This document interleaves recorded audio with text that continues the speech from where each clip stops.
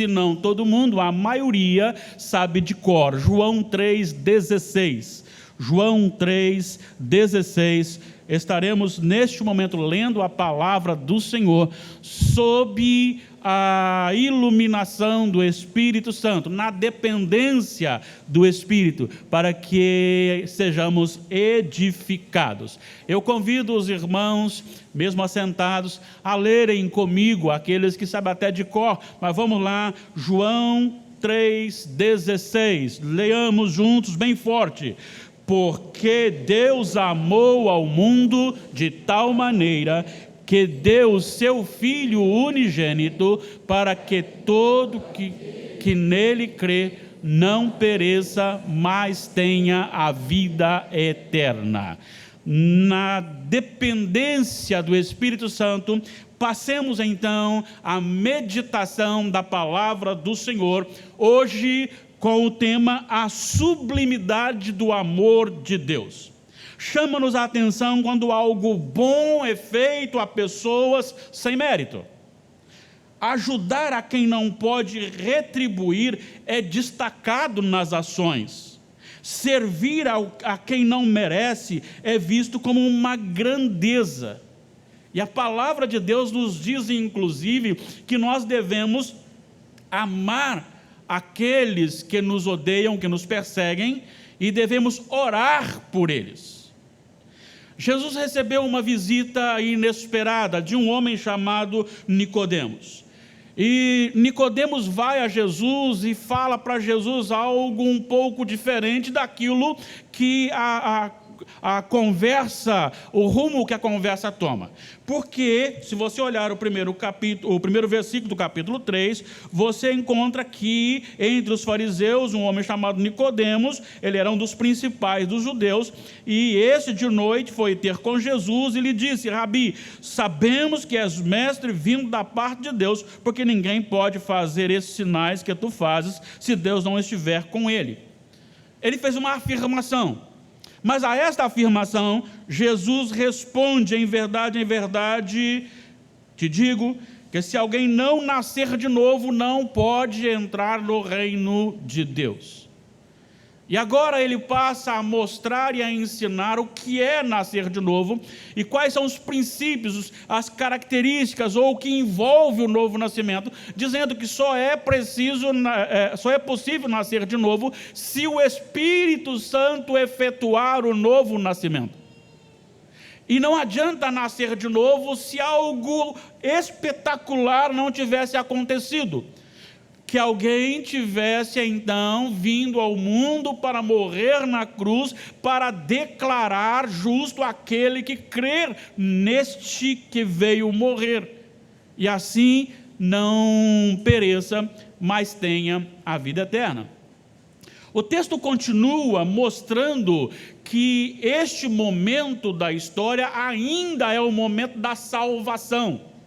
Ele continua dizendo: Deus enviou ao mundo não para que o Filho julgasse o mundo, mas para que o mundo fosse salvo por ele.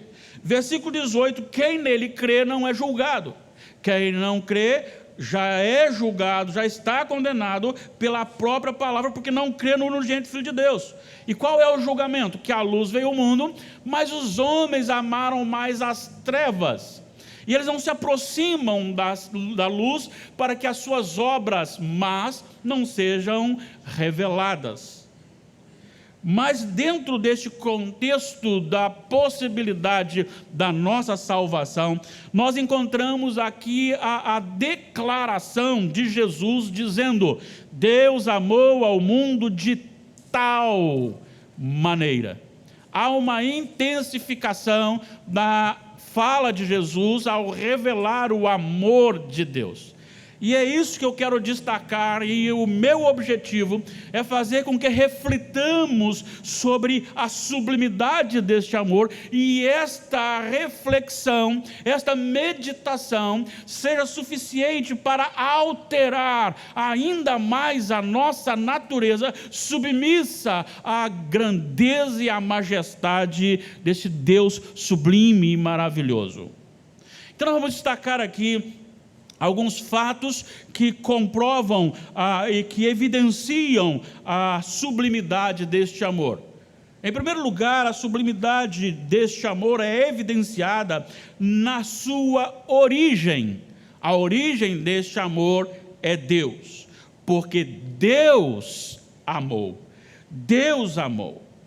Quem ama é quem pode ignorar sem explicar. Às vezes nos pegamos questionando o Senhor, às vezes algumas pessoas colocando Deus contra a parede, porque Deus faz isso e não faz aquilo que Ele acha que deveria ser feito. Houve até aquela pessoa que citou um ditado, dizendo como se fosse bíblico, e quando alguém disse que não era bíblico, mas deveria ser. O homem, ele se acha às vezes no contexto e na autoridade de determinar e de pensar e de exigir que Deus haja segundo o seu entender. E não aceitamos quando Deus faz alguma coisa, mas Deus não deve explicação a ninguém, Ele não deve nada a ninguém. Deus, Ele é autoexistente. Ele é a causa de todas as coisas, mas Ele não foi causado por nada. Deus não teve início, Deus não foi criado, Deus não foi formado, Ele é de eternidade a eternidade. Deus não precisa ser bajulado, Deus não precisa ser defendido, Deus não precisa de alguém estar do lado dele. Ele é autoexistente, Ele é autossuficiente. Deus não precisa de nada da terra para existir. Deus não precisa do homem para existir. Deus não precisa da igreja para existir, porque Ele é autoexistente e Ele é autossuficiente. Ele é o soberano, Ele é onipotente, Ele é onisciente, Ele é onipresente. Isto é algo que mexe muito com a nossa mente, e nos causa temor, porque, primeiro, Deus está todo aqui e agora, e Deus está todo também no Japão, agora. Ele não está uma parte lá e uma parte aqui. Ele não é grande e nós estamos em parte de Deus. Deus é grande que o mundo criado não pode contê-lo. A eternidade não pode contê-lo. No entanto, Ele habita no coração do homem. É este Deus desse Deus nós estamos falando. É este Deus que amou. Então Ele é onipotente também. Ele pode todas as coisas. Ele pode, como disse, sem explicar. Ele pode agora matar todos aqui. Ele pode matar um bebê, Ele pode matar um ancião, Ele pode matar uma pessoa, porque Ele é o onipotente, Ele pode todas as coisas. Mas tem uma coisa também, Ele é onisciente, Ele sonda o nosso coração, Ele sabe tudo de nós, antes mesmo que o pensamento venha à mente. Deus é o Todo-Poderoso, Ele é de eternidade a eternidade. Quem amou é quem tem autoridade para julgar, e Ele julga com equidade. Interessante, porque no julgamento do nosso código, dos tribunais atuais, precisa-se de testemunhas. O julgamento de Deus não precisa de testemunha. Ele julga com justiça e com equidade, Ele não pende nem para um lado nem para o outro, e tudo está registrado nos livros eternos da onisciência de Deus. O Senhor Jesus disse que até mesmo as palavras mal faladas que nós falamos servirão contra ou a favor de nós, as palavras que nós falamos no último dia. Não tem como esconder, não tem como fugir. É este Deus que amou, É dele que vem o grande amor. Ele é o Deus que pode matar e pode lançar no inferno. Lembra quando Jesus, em Mateus capítulo 10, chama a atenção dos discípulos, encorajando-os, mas também dizendo que a dificuldade que eles enfrentariam, e ele diz assim: sejam encorajados, sabendo que aqueles que metem medo em vocês só pode lhes tirar a vida, mas aquele a quem vocês devem temer pode tirar a vida e pode lançar a alma no inferno. É este Deus que ama, e Ele ama não é porque Ele tem uma parte, a essência dEle é amor. 1 de João capítulo 4, Deus é amor. É este Deus e este amor que torna então tão sublime o ato deste amor que Deus ministrou a nós. Então, a primeira evidência da sublimidade está na origem do amor. Deus é a origem do amor, Ele é o próprio amor. Segunda evidência a segunda evidência da sublimidade do amor de Deus está no alvo do amor, o mundo. Porque Deus amou ao mundo. E aqui, quando se refere ao mundo, não está dizendo ao cosmos, está dizendo a pessoas, e não está dizendo também a todas as pessoas, mas dizendo aos eleitos de Deus dentro de um contexto posterior, anterior e posterior ao texto, apontando para um amor dirigido àqueles a quem Deus escolhe salvar. Mas esses a quem Deus escolheu salvar é da mesma raça, é do mesmo estilo, é da mesma linha de todos os demais. Vamos lembrar um pouquinho lá no Jardim do Éden? Deus cria tudo e diz o versículo 31 do primeiro capítulo de Gênesis: e viu Deus tudo quanto fizera, e eis que era muito bom, era perfeito. Mas Deus estabeleceu leis nessa criação. E a criação o homem recebe a ordenança de liderar toda a criação. E quando o homem recebe esta ordem, e ele sendo apenas o homem dentro do propósito de Deus, para que tudo se cumpra, Deus diz: não é bom que ele esteja sozinho, preciso fazer uma auxiliadora, farei dentro do meu decreto uma auxiliadora, que ele seja idônea. Então agora a mulher é uma ajudadora do homem na missão da liderança. Há um direcionamento de que Deus fez o homem, lhe deu a autoridade, fez a mulher para ser a sua ajudadora. E quando chega o momento em que a serpente dialoga com Eva, inverte-se. Eva toma a iniciativa sem conversar, sem dialogar com o seu esposo. Ela toma a iniciativa, ela assume a responsabilidade, ela toma e come, e ainda dá ao esposo, que assume a responsabilidade de submissão, e come do fruto, e pecam contra o Senhor. Agora, não há mais ali uma interação do homem com Deus. Gerou uma rebeldia, gerou uma inimizade. E o homem passou a odiar a Deus, querer as coisas de Deus, mas não querer o Deus das coisas. Querer a bênção de Deus, mas não querer o Deus da bênção. Querer se beneficiar daquilo que Deus criou, mas não querer o compromisso com aquele que criou todas as coisas. O homem se tornou rebelde, e isto alcançou a todas as pessoas. Romanos capítulo 3, a partir do versículo 10, Deus olhou do céu e não viu um justo sequer, um sequer. Versículo 23, todos pecaram e carecem da glória de Deus. O salmista, no Salmo 2, diz que as nações, os reinos se levantam contra o Senhor e contra o seu ungido e se ajuntam dizendo: rompamos os seus laços. Nós não queremos Deus governando sobre a nossa vida. Queremos algo que seja benéfico à nossa vontade, mas não queremos nos submeter àquele que governa.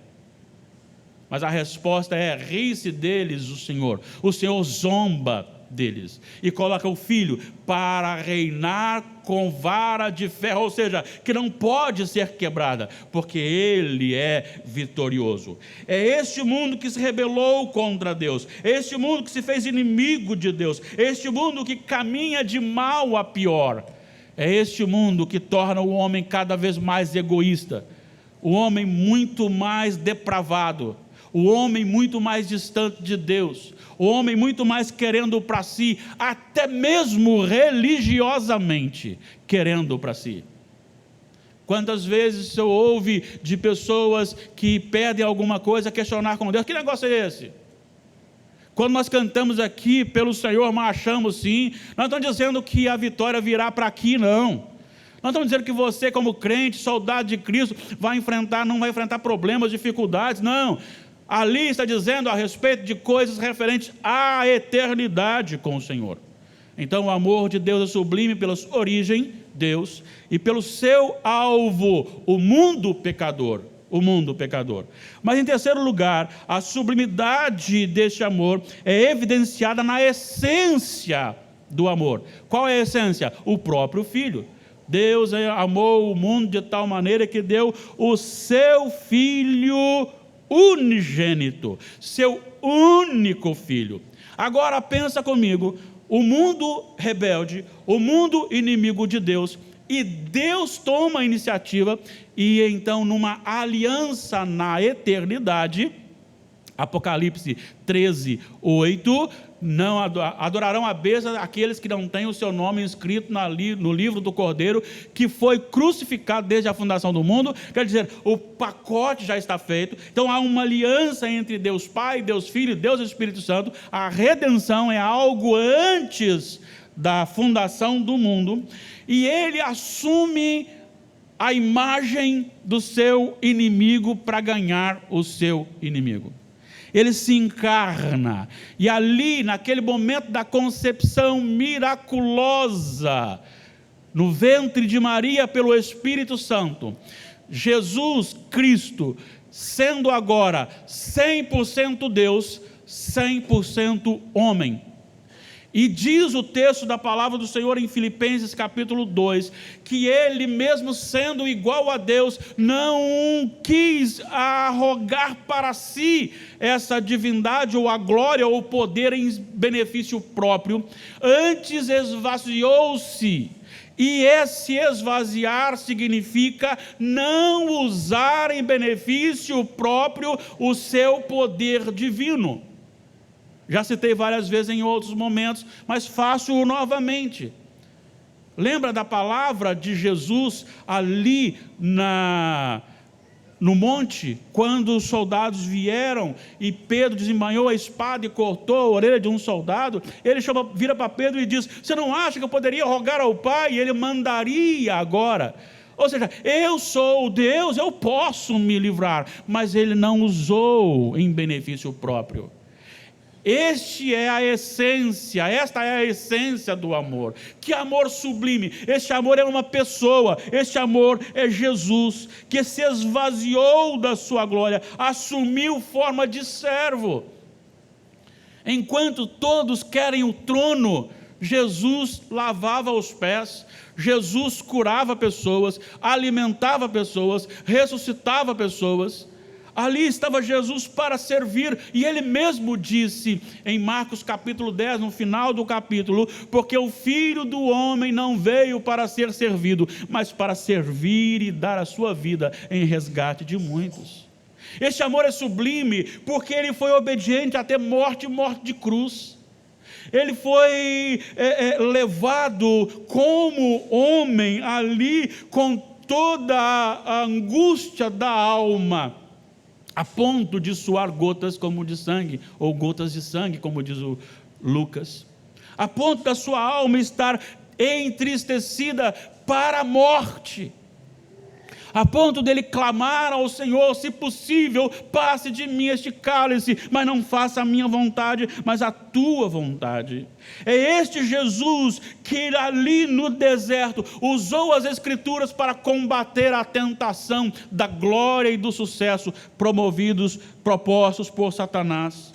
É este Jesus que passou por todas as tentações, sem cair em um ato, sem pecado, para que João olhasse para ele e dissesse: eis o Cordeiro de Deus que tira o pecado do mundo. O Cordeiro de Deus sem pecado, para tirar o pecado do mundo. Isto é amor. É este amor que é ministrado para você e para mim, e é oferecido para uma transformação de vida. Que amor é este? Que sublime amor! Às vezes num relacionamento as pessoas vão se distanciando, porque a outra pessoa amada não está satisfazendo os desejos pessoais, e aí vamos perdendo o amor. Um homem muito famoso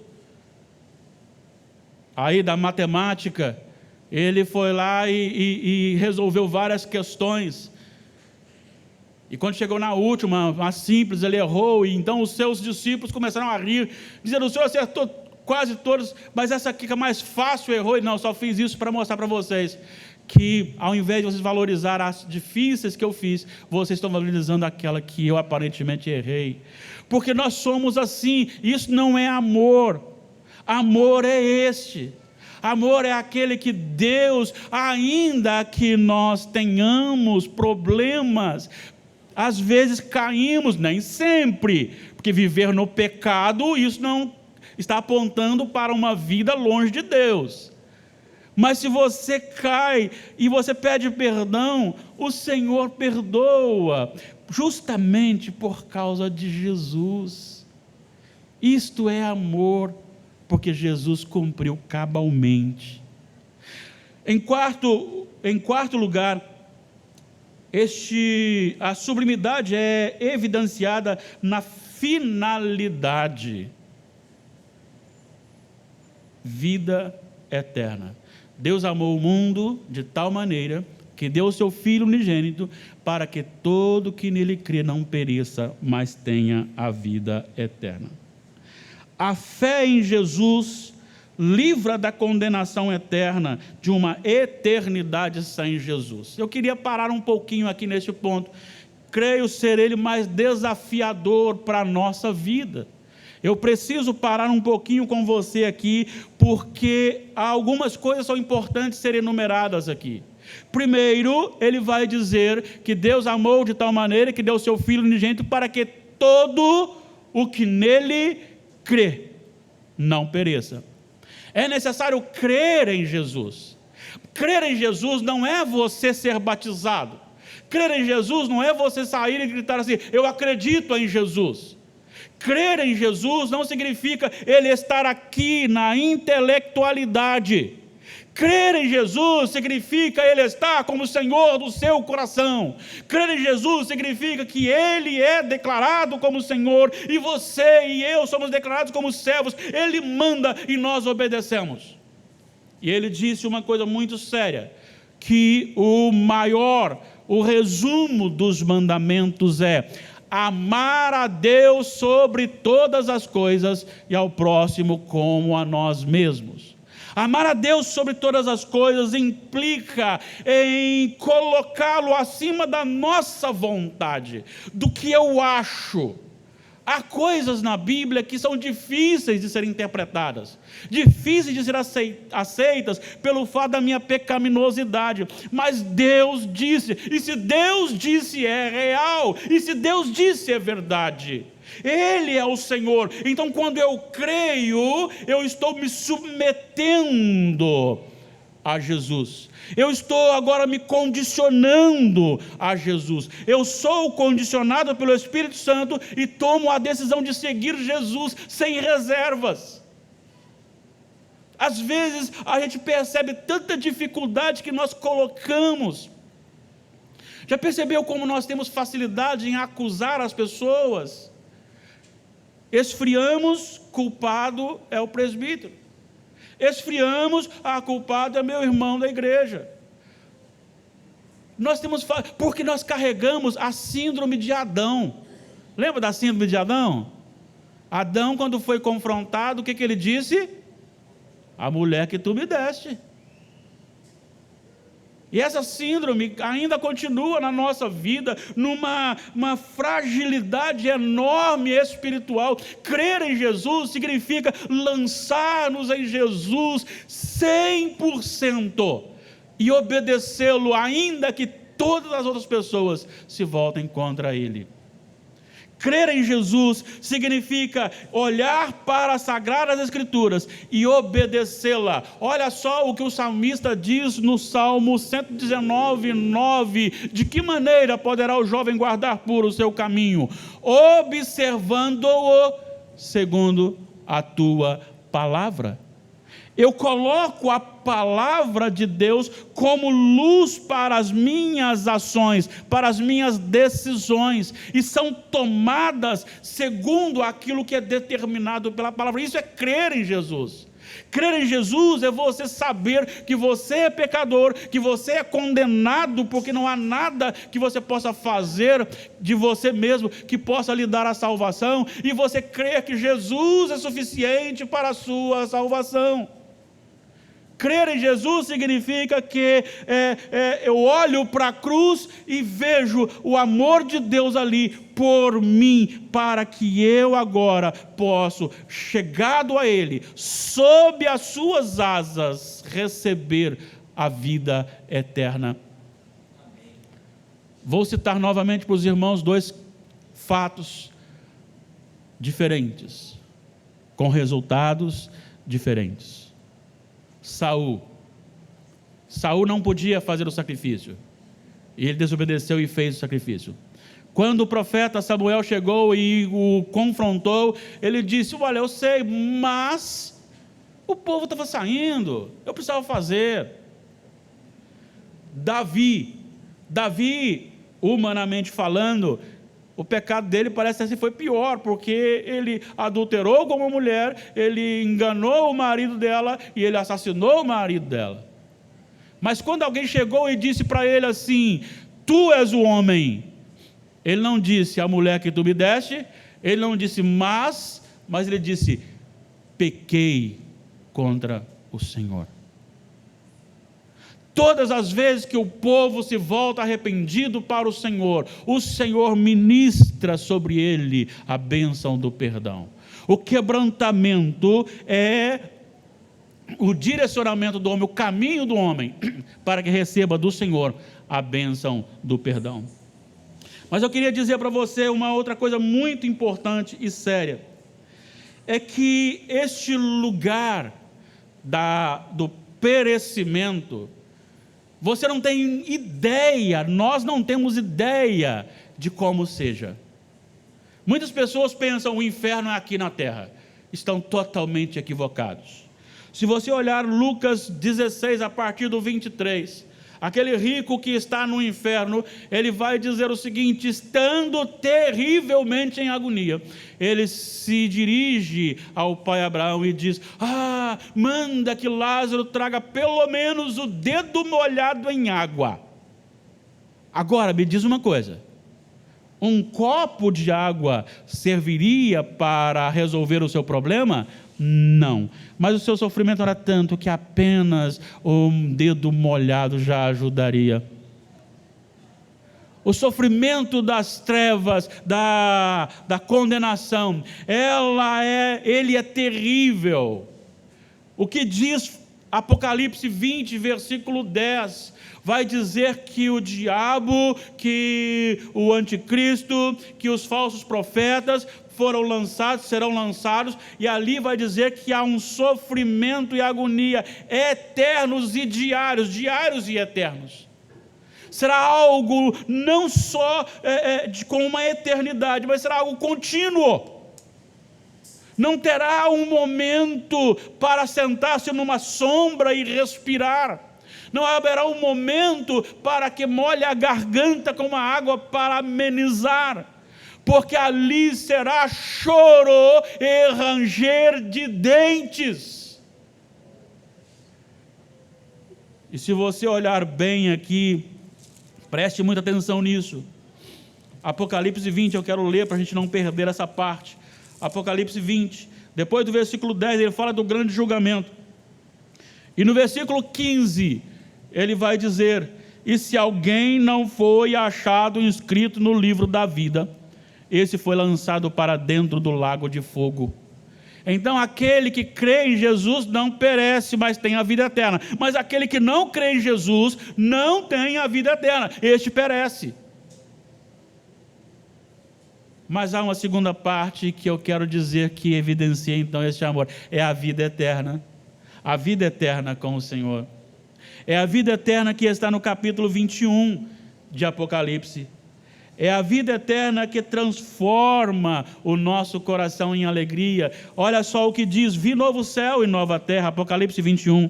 Pois o primeiro céu e a primeira terra passaram, o mar, símbolo de tribulação, não existe mais. Vi também a cidade santa, a nova Jerusalém, que descia do céu, da parte de Deus, ataviada como noiva, adornada para o seu esposo.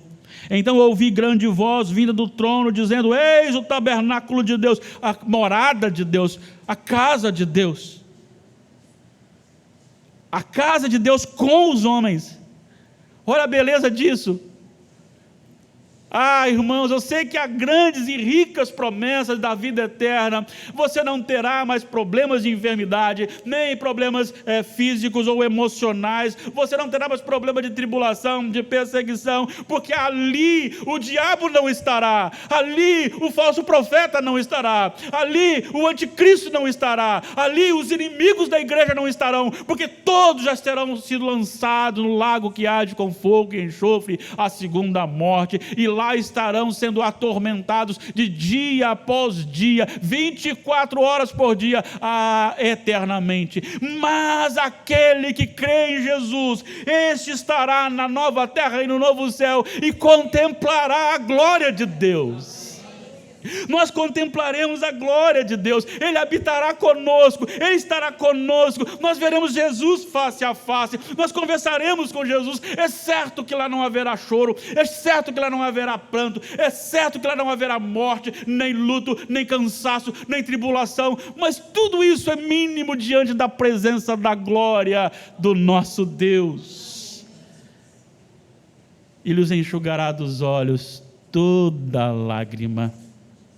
Aleluia, que promessa maravilhosa. Mas é para aquele que crê em Jesus. E isso evidencia homens pecadores, que não foram capazes de pagar pelos seus pecados, em Cristo recebendo esta doce promessa, a promessa da vida eterna, novo céu e nova terra. Algumas aplicações que quero deixar com os irmãos. O amor de Deus excede a todo entendimento humano. Ele veio para ser experimentado pelo povo de Deus, justificado por Cristo Jesus, declarado justo na justiça de Jesus. Ele é revestido da justiça de Jesus. O Deus que amou não precisa do seu objeto de amor, mas Ele escolheu a igreja para nela ser glorificado. O amor de Deus é diferenciado por causa da sua origem. Deus é soberano. O amor de Deus é evidenciado porque Ele é dirigido a homens pecadores, sem méritos, rebeldes, separados dEle. O amor de Deus é evidenciado porque Ele é Jesus, Ele é o próprio Jesus na cruz por nós. O amor de Deus é evidenciado porque Ele é o único meio de livrar o homem do seu estado merecedor, que é perdição, para a vida eterna. O amor de Deus é evidenciado quando Ele liberta o pecador das trevas e lhe garante a nova terra e o novo céu, onde não haverá mais luto, onde a pandemia não chegará, Covid não estará, câncer não chegará, gripe, cansaço, suor, medo, mas há algo maravilhoso, é que além do Rio Azul, há uma cidade. Essa cidade